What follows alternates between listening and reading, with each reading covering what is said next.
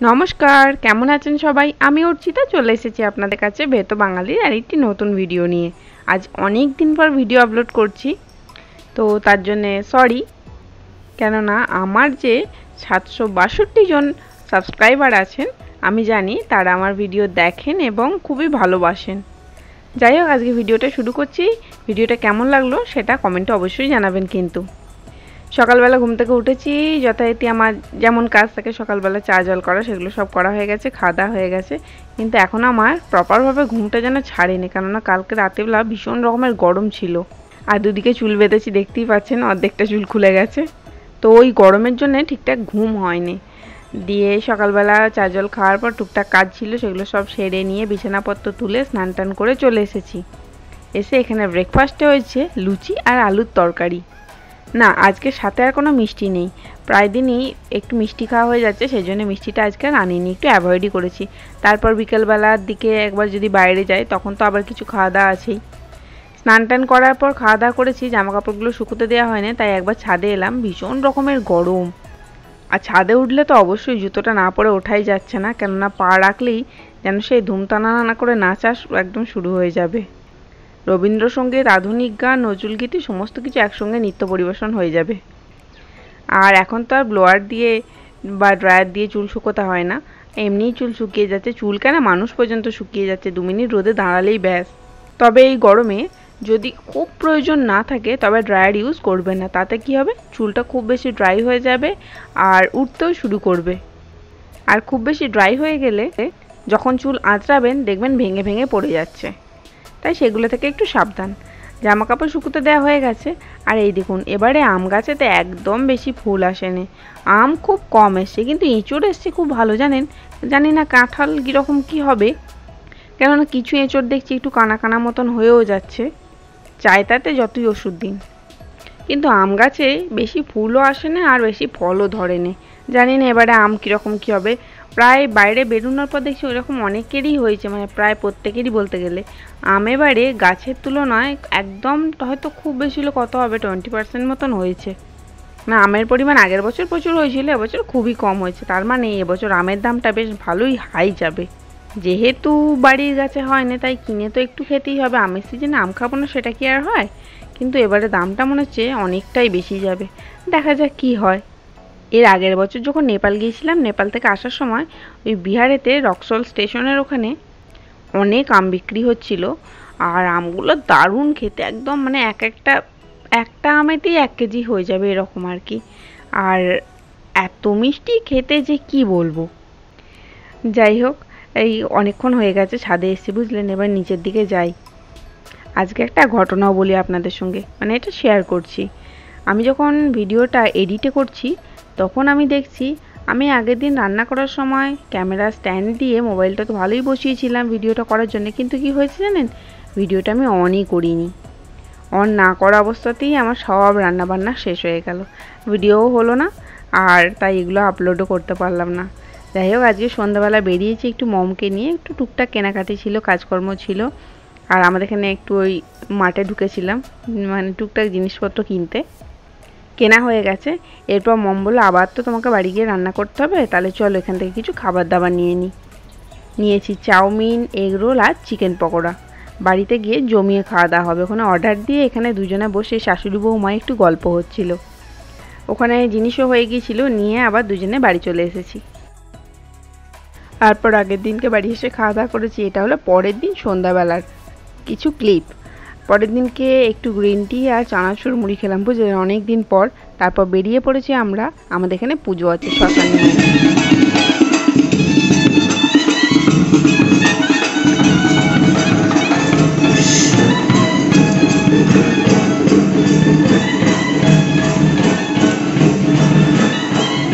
পুজো নয় তো,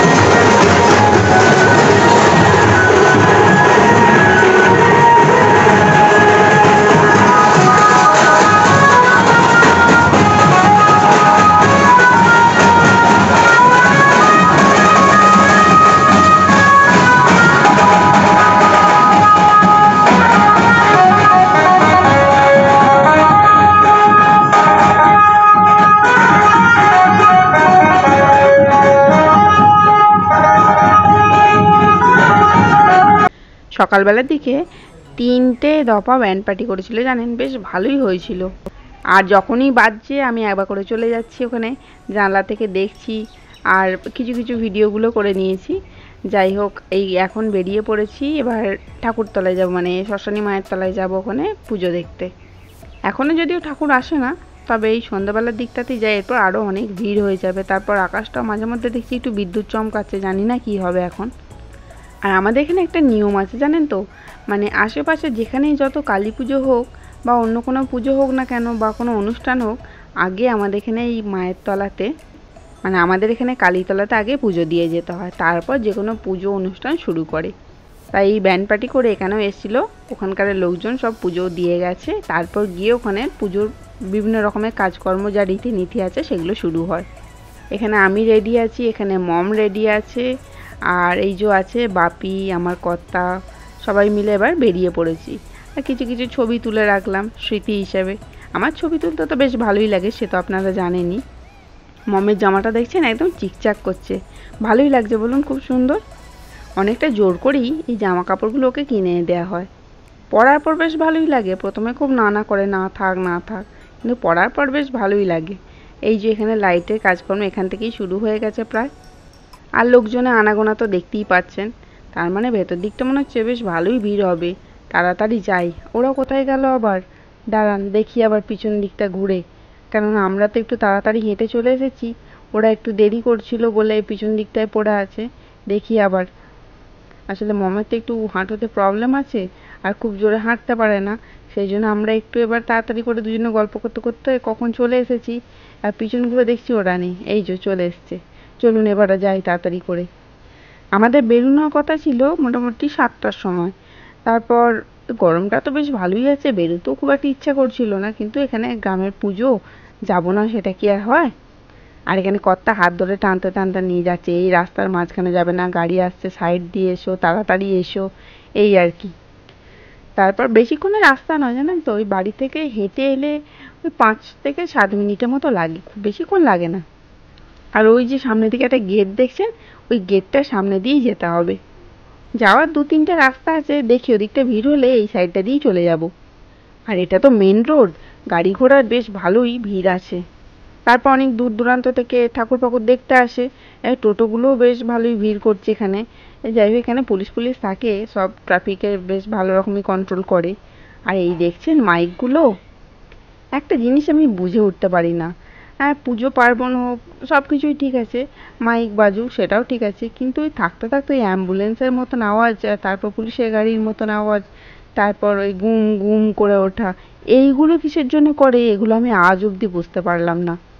মেলাতলায় ঢুকে পড়েছি, ঢুকেই প্রথম দিকে আছে জিলিপি বাদামের দোকান। জিলিপি বাদাম, কাঠি ভাজা, তারপর বিভিন্ন মটর ভাজা, বিভিন্ন রকমের সব যা যা থাকে জানিনি। আর এই হলো আমাদের গ্রামের শ্মশানী মায়ের পুজো। বাবা, যেটা আন্দাজ করেছিলাম ঠিক সেটাই হয়েছে, ভীষণ রকমের ভিড়, ভিড় ঠেলে ঠেলে যেতে হচ্ছে। আর মেলা মানে তো জানেনই, জিলিপি বাদাম থাকবে না সেটা কি আর হয়? দেখি এবার আগে ভেতর দিকটায় যাই, পুজো দিয়ে প্রণাম টনাম করি, তারপর অন্য কিছু দেখা যাবে।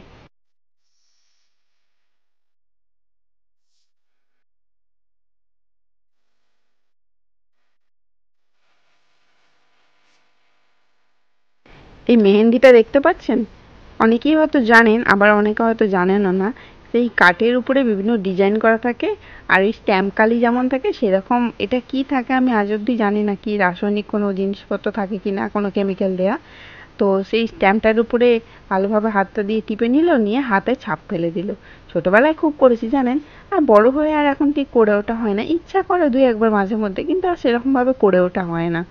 আর করি না আর একটা কারণ আছে। একবার যখন আমি ক্লাস 8-9-এ পড়ি তখন করেছিলাম, তো করার পর দেখছি মানে তারপর দিন সকাল থেকে হাতটা ভীষণ রকমের কুটকুট করছে, আর একটু একটু করে সেই ছাল ওঠার মতন উঠছে। সেই তারপর থেকে ভয়ে আর আমি করি না। তারপরে একবার একটা নিউজও শুনেছিলাম যে ঈদের পরে মেহেন্দি করেছিল না, ঈদে তো জানেন সবাই মেহেন্দি করে, তো মেহেন্দির পরে পরের দিনকে সকালবেলার দিকে নিউজ শুনছি যে হাত ফুলে গেছে, হসপিটালে ভর্তি আছে, কার আবার শুনছি নাকি হাত কেটে বাদ দিতে হয়েছে। এই বছর 8-9 আগে এরকম একটা নিউজও বেরিয়েছিল, সেটা অনেকেই হয়তো শুনেছেন। সেই ভয়ে আর করি না। এখানে মায়ের মন্দিরটা সাজানো হয়ে গেছে, সবাই এসে ধূপ বাতি যে যেমন পাচ্ছে দিচ্ছে। ওদিকে একদিকে সে নাম লেখানো, মানে নাম গোত্র ধরে পুজো দেওয়াও চলছে। ঠাকুর আসতে এখনো প্রায় ঘন্টা 2 মতন বাকি আছে, কিন্তু অতক্ষণ তো আর আমাদের থাকলে হবে না, ভিড় বাড়ছে। তারপর বাপির অ্যালার্জিটা না খুব গরমে বেড়ে যায়, ও খুব কষ্ট পায়। এই কষ্টের চোটে একটু রাগারাগিও হয়ে যায়। রাগারাগি মানে আমি দাঁড়াতে পারছি না, আমি বাড়ি যাচ্ছি, এবার ওকে একা বাড়ি পাঠিয়ে দিয়ে আমরা কি এখানে মেলায় ঘুরবো, সেটা কি হয়, ভালো লাগে? তাই বলি সবাই মিলেই চলে যাই। তারপর গরমটা তো ভীষণ রকম আছে, কতক্ষণ আর এখানে দাঁড়াবো বলুন না। তাই সবাই মিলেই কিছুক্ষণ ঘুরি, ঘুরে একটু জিনিসপত্র কেনাকাটি করার থাকলে করে তারপর বাড়ি চলে যাব।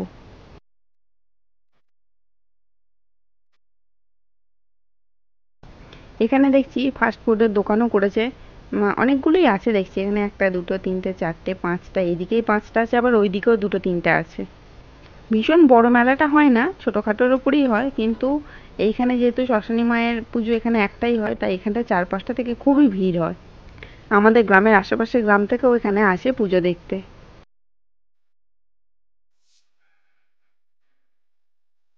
এই দেখুন বাপি গরমে কেমন ঘামছে দেখুন, এই জন্যই তাড়াতাড়ি করে আর কি বাড়িতে চলে যাই। একজন কষ্ট পাবে আর তাকে জোর করে নিয়ে ঘোরাটা তো আর ঠিক নয় না। তাই সবাই মিলে আর দেখি এদিকটা ওদিকটা একবার ঘুরে দেখে নিয়ে চলে যাবো এক্ষুনি।